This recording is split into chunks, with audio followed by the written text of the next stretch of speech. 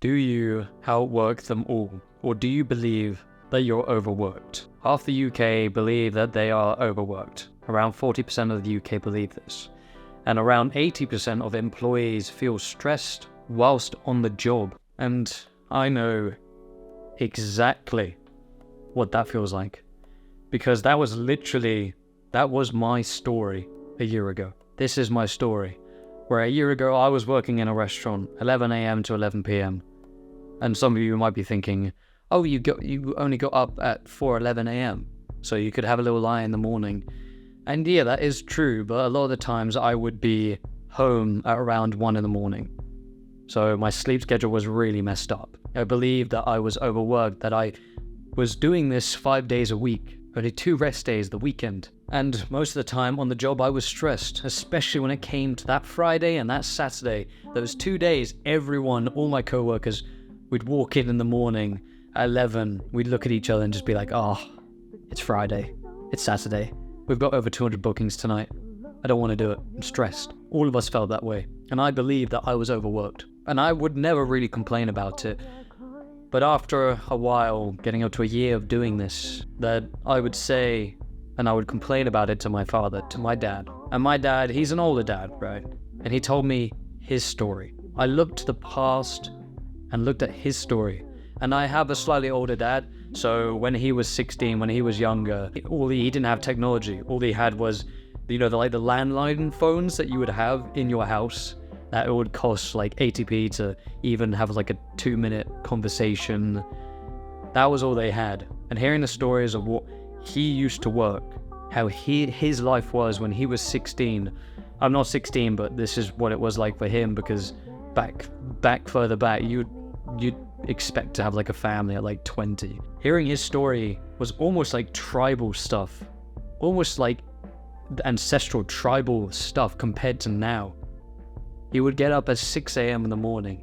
He would cycle around 2 miles, maybe a little bit more, maybe a little less, depending on how fast he would go, what routes he took. But he would cycle around that every single morning. 6 a.m., minus degrees, frost on the ground, on his handlebars, on his gloves. He would cycle all the way to where he worked, and he worked on a farm.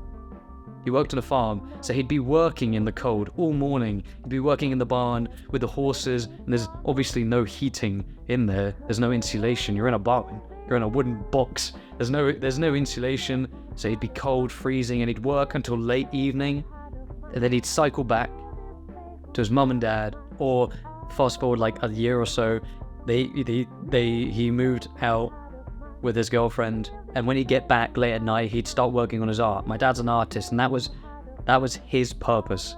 That was his fulfillment in life. That was his mission in life. And when he'd get back, he'd just instantly paint.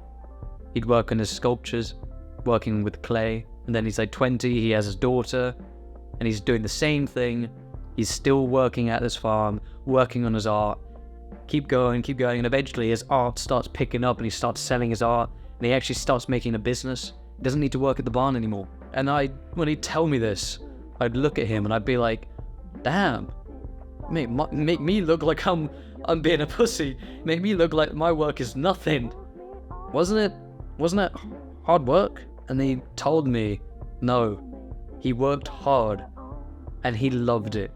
He enjoyed it and he was happy. Now, how many of us right now in today's world can say that? Granted, none of us are really doing that anymore, right? No one ever really does that anymore. But how many of us can say that we love what we're doing and we're happy? Actually happy, that you feel like that you are fulfilling a purpose, a mission in life, that you actually feel like you're doing something with your life. You don't feel like you're just wasting it. Because if you look at me and say, oh, I game all day and I eat junk food, I don't go to the gym, I'm not healthy, but I'm happy. Right, okay, you're probably lying, and you're probably not actually happy. You're comfortable where you are.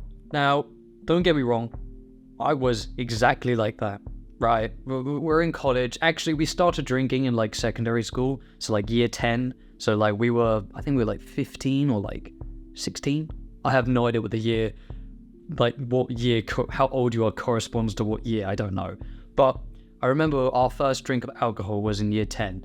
And then we went to college, and then all my friends were drinking, and I was with them. I was joining them. We were drinking, going to parties, drinking, usually weed as well. It was either edibles or like brownies, or like literally smoking it. So that was something that I wouldn't go every single weekend, but I went a lot. Right, my friends would go every single weekend. They don't anymore, but this was like the normal. Same time next week, drinking party, let's go. Whose place is it at? Don't know, we'll figure it out. We'll just buy alcohol and go somewhere. Or we'll literally just drink in the woods if it was like in summer. We'd just sit in the grass and drink and like have weed. That makes us sound like we're absolute druggies and like just skanky men, but that's literally what it was like. And being on the other side, I can tell you it sucks. It sucks, right? At first, you feel great that you're included. Okay, I'm not the person who was like, oh, no, I'm not included. Oh, you're not inviting me. Then I hate drinking and I hate going to parties. No. I was invited, right? But it wasn't good. It wasn't fun. Actually being on the party side, the drinking side, it wasn't great. It sucked. It wasn't nice. I felt terrible after. I never got any work done. Anytime I'd be stressed about A-levels, about exams, I'd be like, oh, well, it's fine because the weekend's coming up and I'm going to drink. It's fine. I'll forget about it for 2 days. Then I'll get back to it next week. But I don't need to think about that. We think about the short term. We just think about the instant fun, the instant gratification. Now, I'm not into that anymore. And neither are my friends. They've gone to uni. And I'm thinking of two in like specifically. Because they're starting their own business now. It's like advertising for like dentists. They're going to start with dentists for the UK. I won't go into details with it because it's not really my place to say, but they are working so hard on themselves, going to the gym and working so hard for trying to start a business. I think that's like a lot of young men's dream, is to start an online business, but they're actually doing it. If they call the other person, they go to different unis, and they'd be like, oh, what have you done on the presentation today? Right? We've got a meeting. Have you done anything? And they'd be like, no, I'll cancel going out tonight to drink, to party. I'll cancel it, and we're going to sit down and do it now. And they will sit down and stay on a call and literally do it, work on it until it's done. Now, those people who drink, the people that my friends will have cancelled, the people that I will have cancelled, will think he's arrogant. Oh, well, he's so full of himself. Oh my god, what an arrogant bit. But weirdly enough, all of this self-focusing, this self-love, this huge amount of self-love you have for yourself, this is what self-improvement is. And what's wrong with that? What is wrong with having so much self-love for yourself? Just an absolute massive amount of self-love and just focusing on yourself. Working so hard on yourself to improve yourself, to be a little better every single day. What's wrong with working hard on that? What's wrong with outworking all of them? All those people who look down upon you. What's wrong with outworking all of them on yourself? Right? If I walked down to like the local pub and just saw all those people, all those guys, just everyone there just drinking, saying some random stuff, like chanting some random stuff outside the pub. If I saw them and I'd think to myself, I've worked so much more on myself compared to that man has worked on himself. I'm outworking him. And I'm A-okay with that. I'm happy about that. Not in like a bad way, right? Not in a bad way. Obviously, I want as many guys, as many people on self-improvement as possible. Not in a bad way, but also this world is like a competition. And if you want to actually be able to do this, if you want to actually be able to outwork them all, to actually work on yourself and improve, I need to be like my dad when he was outworking everyone. I need to find my purpose, my mission, that one thing that fulfills you, that you enjoy, that you aren't distracted at all when you do, that thing that makes you feel like that you're living life to the fullest. And for my dad, that was art. That was working on his art, on his paintings, on his clay sculptures and turning them into bronze work eventually. That was that for him. For me, it was picking up this camera and actually trying to make it had change and help others who are in the exact same position as me. Maybe you're not in the exact same position as me. Maybe you were a dropout college student who then went to work in a restaurant, but maybe you're stuck and you don't know where your life is going. You're stressed, maybe even depressed. I want to help those people, those young men who want to take back control of their lives. And not in a selfish way, but it's almost what Hamza Ahmed said once, right? One of my favorite YouTubers who helped me so much. And obviously there's other people like Iman Gadzi and Andrew Huberman. There's so many people who've helped. But one of my favorite quotes from him is, what was it? When he's talking to the camera, he's not talking to you. He's talking to his younger self. And when I started thinking like that, oh my God, it was so helpful. I look back to my past and there are so many things I wish I could change. And I bet you do the same thing too, man. I bet you do this exact same thing, bro. I bet you look back to your past self, that awkward moment, like all those years ago, and you think, oh, I'm such an idiot. Why is past me so stupid? But you didn't know. You didn't know what the future was going to be. You can't be so angry at your past self. So when I talk into this camera, I'm talking to my past self, giving the advice that I wish I had. Now, I don't know what your purpose is. I don't know what your mission is. For me, it was helping my younger self and ultimately helping other men who were like my younger self. I don't know what your mission is. I don't know what your purpose is. Maybe it's becoming a marathon runner. Maybe it's going to the gym. Maybe it's literally just focusing on yourself. Maybe it's creating that online business. Maybe it's becoming a mixed martial artist, like a grandmaster in Brazilian Jiu-Jitsu or like just judo or like, Muay Thai. I don't know what your purpose is. You are the one who's got to actually go out and figure what that is. But it doesn't hurt to go out and actually do that. You go out and try looking for your purpose, focusing on yourself on as well. And then you find that purpose and oh my God, you will work so hard for it. You will outwork everyone. You will outwork everyone. I want you to literally like sit here, right? Close your eyes. I'll do it with you. Close your eyes, right? Imagine outworking all of them, all those other men, right? The people that you did not like, the people who looked down upon you, the people who doubted you, the people who did not believe that you could take back control of your life, that you could create that online business, that you could start going to the gym, that you could actually make a change to your life.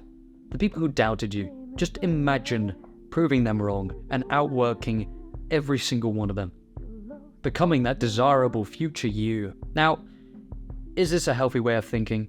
No, it's not. But I have to say it's worked. If you have the sad guy who's feeling sorry for himself, like, oh, I'm watching too much YouTube, oh, I should stop. Or the guy who's aggressive about it, I absolutely hate YouTube. I hate watching that. I'm never going to watch it again. Obviously, he's the guy who's going to make more progress than the sad guy. You sometimes need a little bit of aggression to actually make a change. You need that push. It may not be healthy to think like this, but it has absolutely 100% worked for me.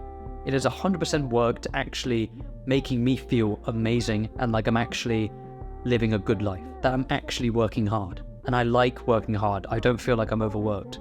I feel like I can do more. I'm excited when I think that I can do more.